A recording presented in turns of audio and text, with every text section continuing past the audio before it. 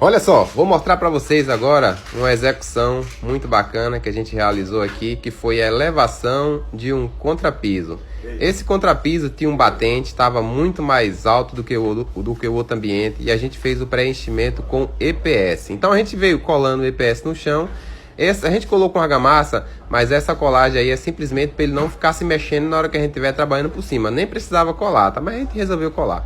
Depois a gente veio preenchendo com concreto, tá? A gente fez um concreto aí de 20 MPa e foi preenchendo todas as cavidades no lugar, como se fosse o mesmo espaço da longarina, para poder dar o apoio do nosso contrapiso.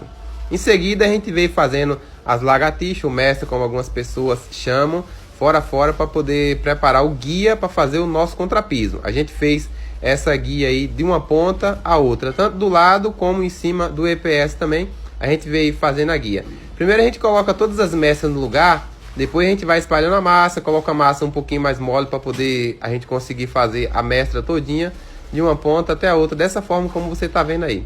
A gente utiliza o sarrafo para poder alinhar essa lagartixa, como o pessoal chama, entre uma mestra e outra.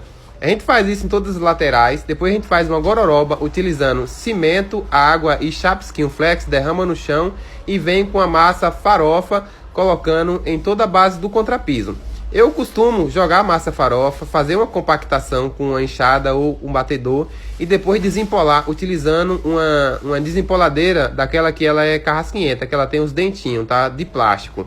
E aí nessa parte aqui, que era a sequência da laje, a gente colocou aí os espaçadores, que a gente colocou uma malha pop para poder travar completo o contrapiso.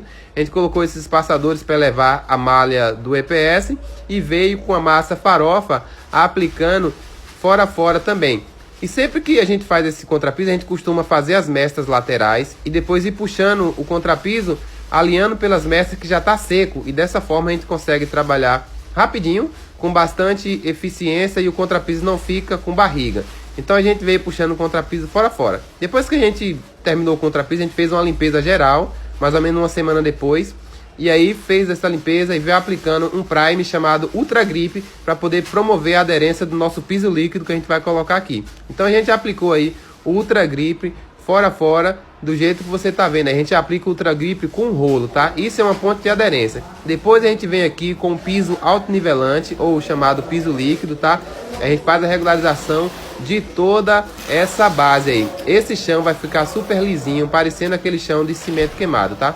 Esse produto que você está vendo aí não é cimento e água. Esse daí é um autonivelante. Ele se auto-nivela na base, na superfície, deixando a superfície toda regularizada. Essa base é utilizada para poder fazer a aplicação em seguida, ou piso vinílico, ou cimento queimado, alguma coisa de efeito que você quer dar. A gente aplica ele com o rodo, depois vem com o rolo, fura a bolha e passando por cima para poder furar todas as bolhas e deixar ele totalmente uniforme. Para poder andar sobre o produto, a gente utiliza um sapato de prego. Olha, se você vai observar no meu pé, a gente tem esse sapato e a gente vai rodando. Depois que está tudo seco, no dia seguinte a gente vem aplicando a Smart Resina, que vai dar um brilho no contrapiso, e o resultado final é esse aí, ó.